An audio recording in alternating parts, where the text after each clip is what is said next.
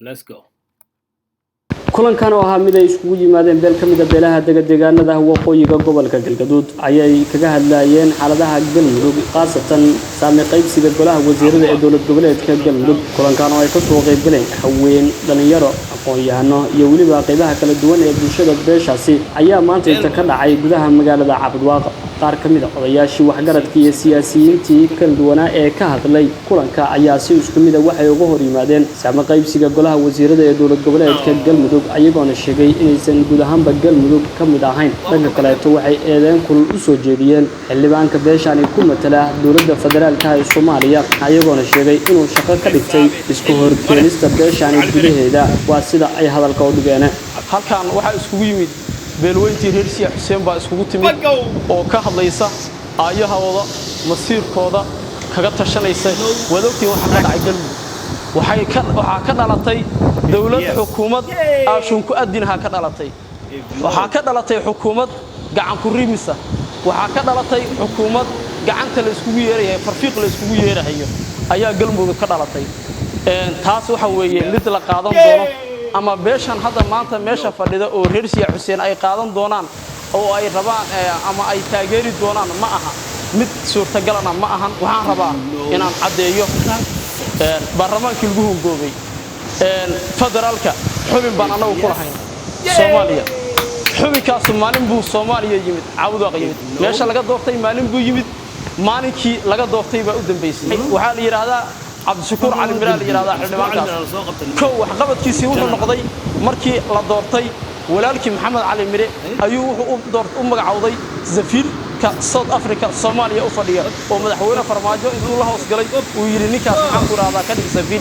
wax qabadkii labaad wuxuu noqday beelweyntii asagu uu ka dhashay ee reer Siyax Xuseen ee dooratay oo u dooratay kursigan maanta inuu ku matalo ayuu wuxuu keenay mid isku dhifta oo iska hor keena oo laba isku dhifta taana waxaan ogeysiinaynaa dawladda federaalka beesha uu ku matalahay haddaan ay dawladda federaalka in ninkaas uu dhibaatada sameeyay inuusan annaga matalinin baarlamaanka beesha dhexdeeda ama xildhibaankaas ka sameeyay ama Galmudug ay garab ku siisay oo ay ku raacday xildhibaankaas reer Siyax Xuseen baa doortay nin reer Siyax Xuseen uu ahaa wixii loo doortay oo loo idmado reer Siyax Xuseen u dirsadeen kor u qaadida iyo maamulka iyo dawladda inuu ku matala loo dirsaday waa laga waayay dib reer Siyax Xuseen buu noqday waana kala dilay waana kala qabiyaaladeeyay cudur buu nagu beeray aan nagu jirin waxaan se kaga fiyoobaanaynaa reer Siyax Xuseen waa ka dhan yahay aragtidiisa meeshayna ku wada fadhiyaan inay xilki kala noqdaan ay u dhiibteen waa kala noqonay dawladdan ogeysiinaynaa federaalka caalamkan ogeysiinaynaa intay qusayso dhan baan ogeysiinaynaa Galmudug dawlad noo dhalatay baan anagu ku farxaynay dhibkii la soo marayna mayri doonta kii la soo maray ayadaa curisay mid ka badan waxaan ogeysiinaynaa ama dawladda federaalka ama caalamka ogeysiinaynaa ama maamulka Galmudug ogeysiinaynaa inaysan matalin inaan isku imaan doonin maamul iyo dawladana wax ku qaybsan doonin dibkii qabiil ahaan noo dhaxyaalay baa noo dhaxyaalay madaxweynaha waxa beesha ku caabanaysaa maamulka Galmudug iyo xildhibaankii federaalka ay ku lahayd xildhibaankii federaalka ay ku lahayd aan ku hormaro xildhibaankaasi waa xildhibaan markii hore anagu aan magac ahaan aan tirsanaynay beeshanadan kaliyana ma ahan afar beelood oo mareexaan kamid ah mataliya xildhibaankaas khaasatan anagu tifad uu ka soo jeeday baan ahayn bal saddexdii kale anaga dhawaaqayno cabanayna saddexdii kale wali ma ismu weydiin wuxuu dawladda federaalka uu ku matalayay afarta beelood bay ahaayeen afartii beelood beeshii asaga tifada oo ahayd maanta tifada beesha dhawaaqaysa oo cabanayso ku aysan anagu kala qabyaaladeeyay anagu qolqolon oo kala soocay anagu sukaaya jiray wax ku oranaya saddexdii beelood ee kaleeto ee mareexaan kamid ahayd har waxda isku dhacday ayada halka disada mareexaan ragga waxaan cadeynaynaa xildhibaanku wixii aan ka filaynay inuusan farax kula jirin inuusan ahayn xildhibaan ummadan matalaya waxaan filaynay dawladda maanta la magacaabay ama la dhisi doonaa inay noqon doonto midii hore aan soo aragnay mid ka bedelan oo beelaha Galmudug ee 5 sano muddo ka dhan ka haray ummadii Soomaaliyeed ay noqon doonaan kuwo diilo iyo horumar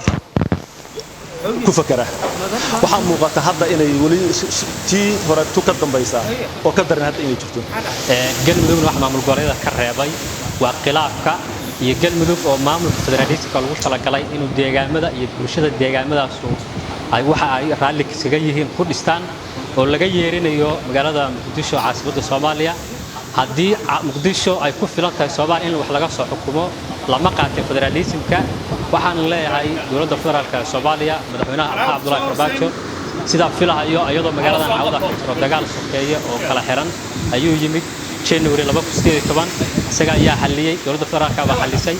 wuxuu khilaafkaas markii hore ka bilowday maamulkii ugu horeeyay galmudug laga dhisayay uu madaxweynaha Cabdikariim Xuseen Guuleed labadii sano Cabdikariim Xuseen Guuleed joogeen Cawda ma iman waxa keenay in Cawda iyo galmudug kala soo wada shaqayn waayaan waxa kamid ah khilaaf ka imaanaya mar walba xildhibaankii federaalka Soomaaliya noogu jiray Reesi Xuseen oo loo igmaday inuu maartay baal maray maanta uu sameeyay ama Reesi Xuseen dhexdiisa uu ka sameeyay waxaan loo faahfaahiyay walaalka wixii hadda ka bacdina inuu salmatalin oo aan shaqo ku lahayn anaguna waa la qabnaa Reesi Xuseen waa wada qabaan arrinka galmudug waxay dooratay shakhsi bay dooratay sida Reesi Xuseen uu leeyahay masiir uu leeyahay waxaan ku yiraahdaa rag talow ka go'du leeyahay